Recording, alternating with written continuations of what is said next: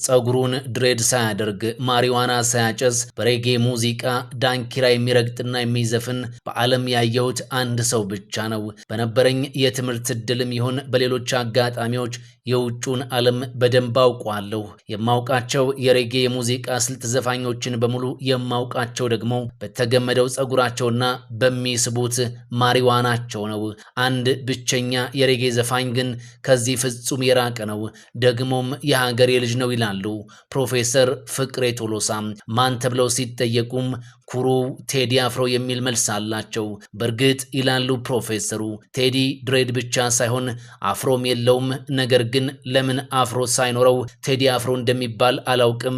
ነገር ግን ማሪዋና ሳይስብ በሬጌ ስልት የሚዘፍን ሙዚቀኛ እሱ ብቻ ነው ብለዋል። ቴዲ ስለ ኃይለ ሥላሴ የተለየ ስሜት እንዳለው አውቃለሁ። በሙዚቃ ስራውም እሱን አይቻለሁ ይላሉ።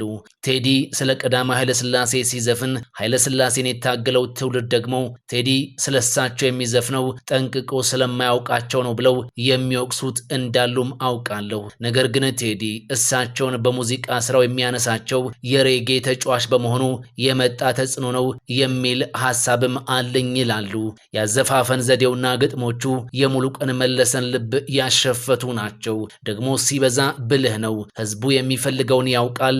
ያንኑም ጥንቅቅ አድርጎ ይዞ ይቀርባል። በዚያም እወደዋለሁ እያለ ያሞካሸዋል። ሙሉቀን ከሙዚቃ ከተለየና ወደ መንፈሳዊ ዓለም ከገባ በኋላ በሰጠው ምስክርነት ከ50 በላይ ለሚሆኑ ድምፃውያን የግጥም ስራ የሰራችው ዓለም ፀሐይ ወዳጆ ስለ ቴዲ ልመሰክር የምችለው የሱ ብዕር ኃያል መሆኗን ነው። የማይደፈሩ ርዕሶችን የደፈረ ድምፃዊ ነው በማለት ትገልጿለች። ፖለቲከኛው አንዱዓለም አራጌ እኔ ግጥም እጽፋለሁ፣ እናም የቴዲና የጂጂ ግጥሞች የተለዩ ናቸው። በድምፃዊነቱም በዜማም በግጥም ደራሲነታቸው በሁሉም የተሟሉ ሰዎች ናቸው እና አድናቂያቸው ነኝ ብለዋል። በአንድ ወቅት ልጅ እያለም በጣም ዝንጥ ያለ እንደነበር ከወላጆቹ ጋር ቅርበት የነበራቸው ሰዎች ይመሰክሩለታል። ካሳሁን ገርማሞ ሕይወቱ በሙሉ ከልጁ ቴዲ ጋር የነበረም ቢያወራም የሚያወራው ስለሱ ብቻ እንደነበረ ይነገርለታል። ካሳሁን ገርማሞ የተዋጣለት መድረክ መሪና ጋዜጠኛ ነበረ። ከዚህ ባለፈም የግጥም ደራሲም ሲሆን አንድ ነጠላ ዘፈን ደግሞ ከሂሩት በቀለ ጋር በጋራ ሰርቷል። ቴዲ ከሀገሩ አልፎ በመላው ዓለም ላሉ ሰዎች የመዝናኛ መንገድ መሆን ሲችል እንዲያም የሚሳሳለት አባቱ ካሳሁን ግርማሞ ሳያየው ሕይወቱ በማለፉ ካሳሁንን በቅርበት የሚያውቁ ሰዎች በቁጭት ያወራሉ።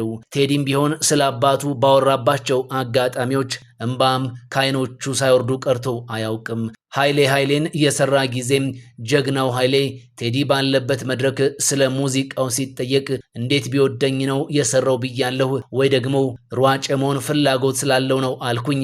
ከዚያም ዘፋኙን አሳዩኝ አልኩኝ እና መንገድ ላይ ሲያሳዩኝ እቺ እንዴት ዘፈነች አልኩኝ ብሎ ኃይሌ ቴዲንም በሸራተን የተሰበሰበውንም ህዝብ ሳቅ በሳቅ አደረገው። ጡት ላይ ትፈርማለህ፣ ይሄ ሁሉ ፖሊስ ባለበትም ሀገር በጋርድ ትንቀሳቀሳለህ፣ አንተ ማንህና ነው ተብሎ ተጠይቆ የሰጠው መልስ ቴዲን ይበልጥ አስከብሮታል። በጋርድ ለምን ትሄዳለህ ተብሎ ሲጠየቅ የሰጠውን ምላሽ አስቀድመን እንንገራችሁ። እኔ አሁን ዘፋኝነቴም ለኢትዮጵያና ለኢትዮጵያውያን ነው። እዚህ አጠገቤ ደግሞ በመላው ዓለም ስሙ የገነነው ኃይሌ ገብረስላሴ አለ። የኔ ዘፈን ደግሞ ገና ወንዝ ያልተሻገረች ነች። ኃይሌ በነጻነት በሚንቀሳቀስባት ሀገር የኔ በጋርድ ታጅቦ መሄድ የማይታየኝ ነው በማለት ነበር ምላሹን የሰጠው። ሰለሞን አምባቸው የተባለም የፖሊስ ጋዜጠኛ ጥያቄውን አስከትሎ ቴዲ በሴቶች ጡት ላይ ትፈርማለህ በሚል ስምህ በየጋዜጣው ይነሳል፣ እውነትም አድርገዋል ወይ የሚል ጥያቄ ያነሳለታል። የፕሮግራሙ ታዳሚዎች ትልልቅ ሰዎች በመሆናቸውና የተነሳው ጉዳይ ደግሞ ከባህል አንጻር አስነዋሪ ስለሆነ ይቅርታ ጠይቃለሁ ብሎ ምላሹን ቀጠለ።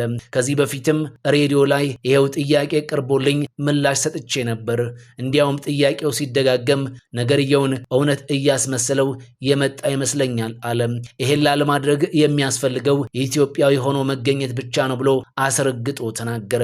አዳራሹ በጭብጨባ ቀለጠ። ሁላችንም በጥብቅ ስርዓት ነው ያደግነው። በልጅነታችን ከአዋቂ ሰው ጋር እንኳን እንድናወራ አይፈቀድልንም ነበረም። እኔም ከዚህ ህብረተሰብ ነው የወጣሁት። እናም እንደዚህ አይነት አስነዋሪ ስራ ከኔ አይጠበቅም፣ ደግሞም አልሰራሁም አለ።